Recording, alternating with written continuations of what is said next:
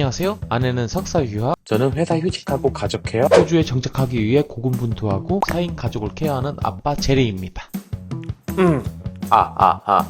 안녕하십니까, 반갑습니다. 오늘은 뭘 할 거냐면 깍두기를 담글 예정입니다. 원래 깍두기를 한 번도 안 담가 봤었거든요, 전에. 근데 호주 와서 처음 담가 봤고, 이번째가 두 번째 담그는 겁니다. 그래서 첫 번째 담글 때는 혹시 이게 성공할지 실패할지 몰라가지고 그때는 영상 촬영 안 하고 그냥 담그기만 해봤는데, 우리 애들이 깍두기가 꽤 맛있다고 또 해달라고 해가지고 담가 보려고 합니다. 그래서 자신감 있게 깍두기를 담그는 영상을 찍어 보려고 합니다. 이 무는 저기 체스우드에 있는 골드마트에서 사왔습니다.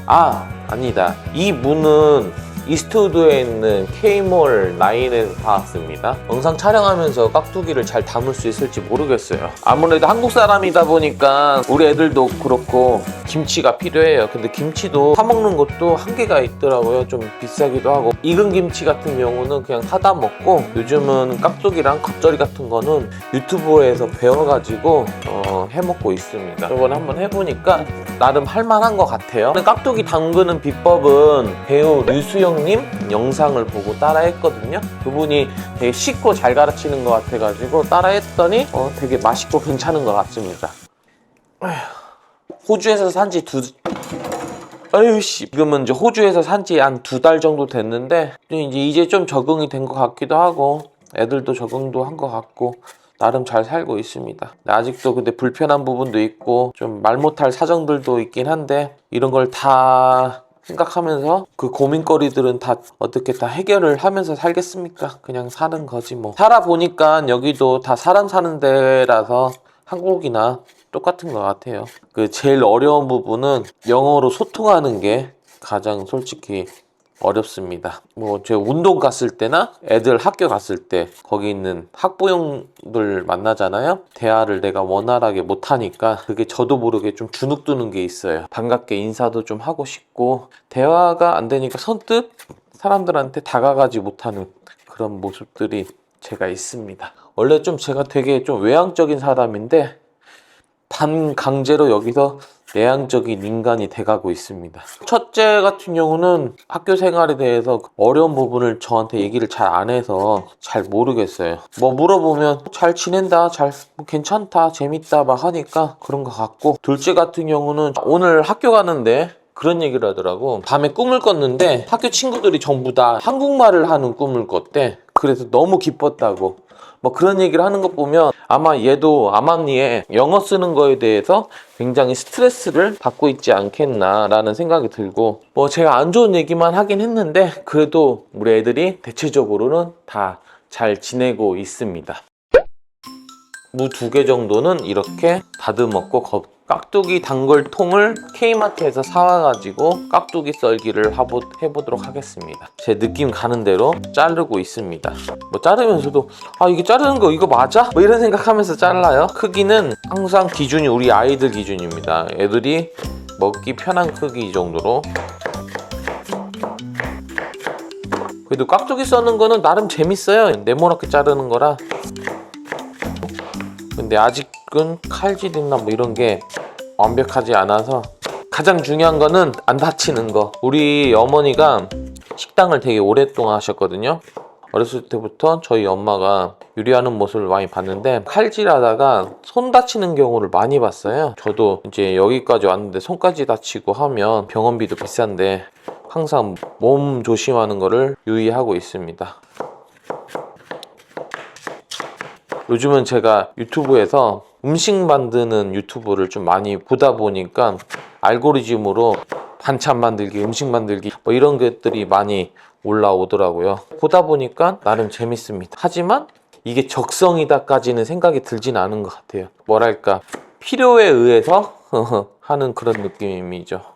일단 애들이 먹어야 할 음식들이 있어야 하고 하니까 필요해서 만드는 느낌이 좀 더 강하고요. 솔직히 제일 귀찮은 거는 도시락입니다. 도시락. 이놈의 도시락. 대한민국의 급식 시스템을 다시 한번 리스펙합니다.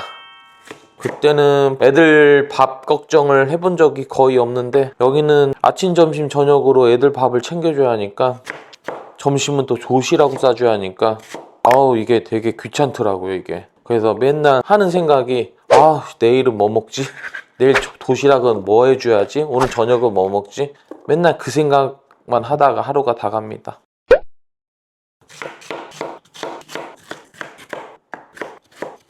무는 2개 정도 사가지고 10리터짜리 김치통에다가 깍두기 썰기를 해서 담아뒀습니다. 그리고 굵은 소금을 한인마트에서 사왔고요. 2숟갈을 넣을 겁니다. 2스푼. 이렇게 뚜껑을 닫고 안 다치냐? 류수영님이 알려주신 방식으로 흔듭니다. 류수영님의 그 깍두기 영상 보니까 이거 흔들면서 춤추더라고. 흔드는 게 소금을 배분시키는 것도 있지만 이게 흔들면서 깍두기 표면이 많이 딱딱한 부분이 연해져 가지고 숙성이 잘 된다고 하는 얘기를 들었어요. 근데 맞나 모르겠다. 어우 힘들어. 1시간 30분 정도 재워둡니다. 맞나? 내 레시피 적어놨는데 그 사이에 저는 청소도 좀 하고 빨래도 좀 개고 할 예정인데 맞다, 이건 이것대로 하면 되고 추가적으로 또 할 게 또 있다. 원래 집에 빠밤 배추 겉절이를 좀 만들어 보려고 합니다. 할 때 같이 해버려야지. 시간이 이게 비잖아. 중간에 겉절이는 한 3번째 한 것 같아요. 김치를 사 먹는 것도 좋긴 한데 겉절이는 아삭아삭 먹는 그 맛이 있어가지고 겉절이부터 해보겠습니다. 세상에 내가 김치까지 담궈보다니. 한국에 있을 때는 솔직히 상상도 못했습니다. 음식을 해야겠다라는, 한국에 있을 때는 음식을 해야지라는 생각을 진짜 1도 안 했거든요. 관심도 없었고. 여기서는 이제 일단 살아야 하니까 어쩔 수 없죠. 일단은 배추의 끝에 꼬다리는 잘라서 버리도록 하겠습니다.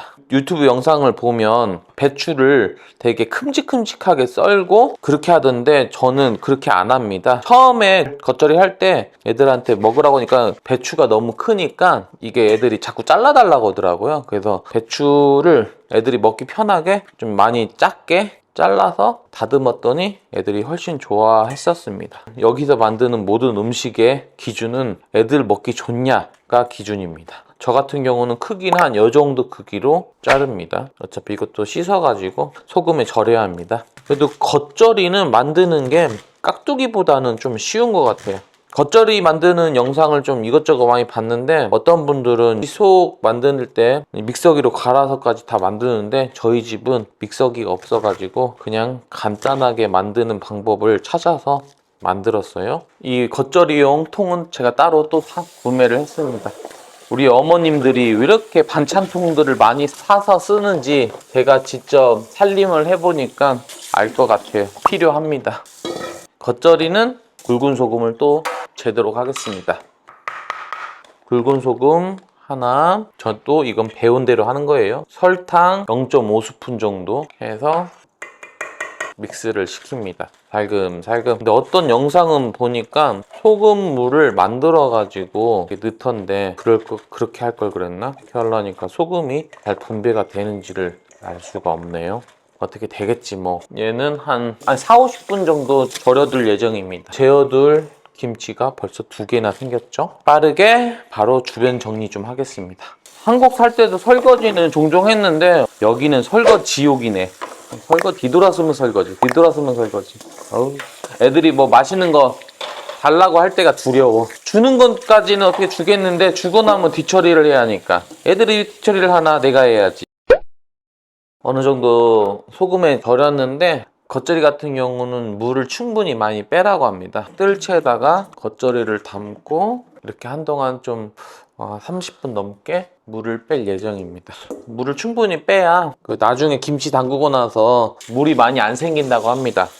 이거 하는 동에 대파를 다듬는 작업 좀 하도록 하겠습니다. 이번에는 김치를 많이 2개를 동시에 담궈가지고 대파를 산 걸 2개를 다 쓸까 생각 중이에요. 제가 그렇게 칼질을 잘하는 편이 아니라서 하긴 할 건데 겉절이에는 대파가 안 들어가는 걸로 되어 있는데 저는 그냥 넣습니다.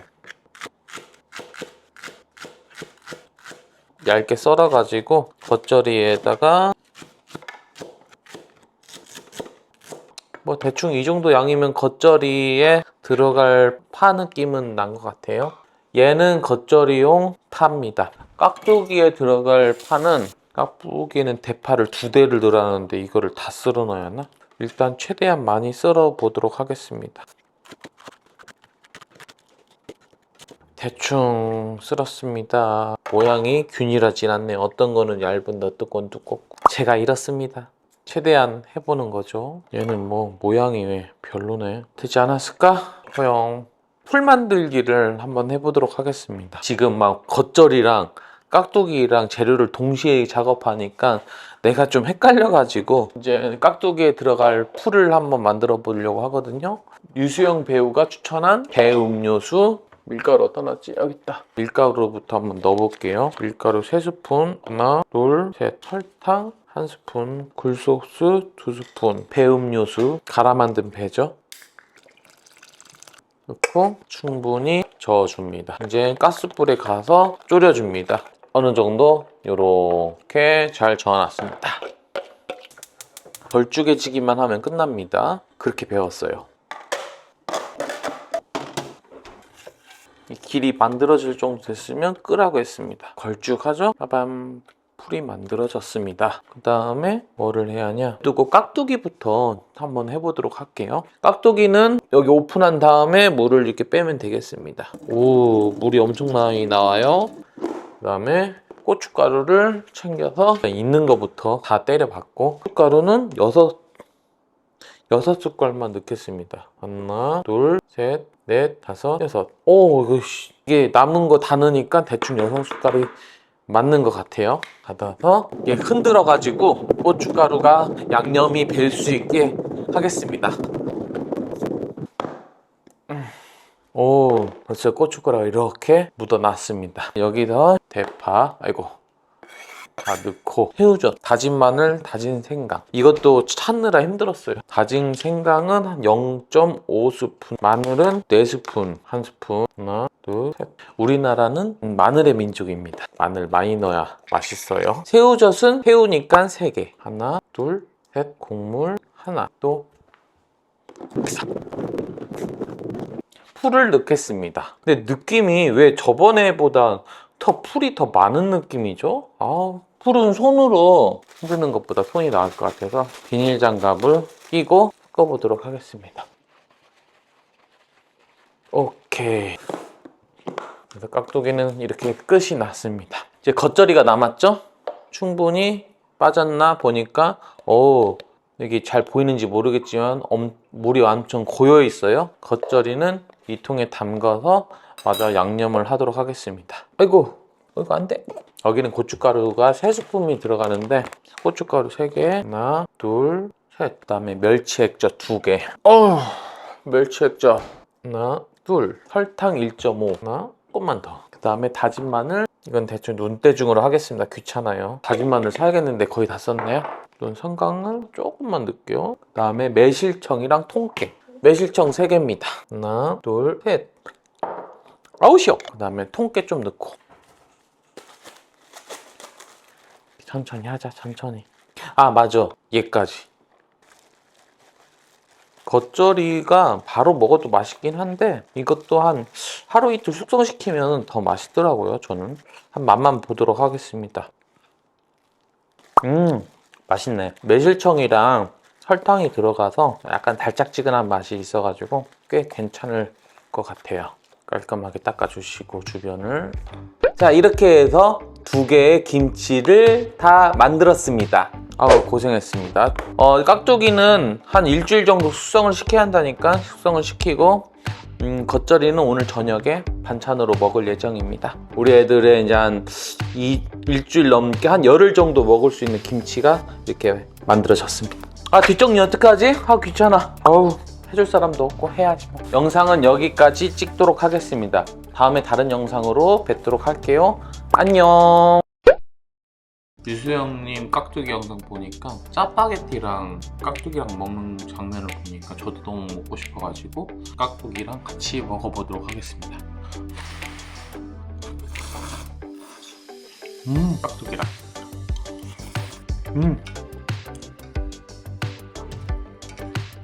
어우 새콤해. 호주 와서 깍두기 안 담갔으면 어쩔 뻔했어요. 입니다. 국물에 비벼진 밥에다가 깍두기를 올려서 이따 애들 데리러 가야 해서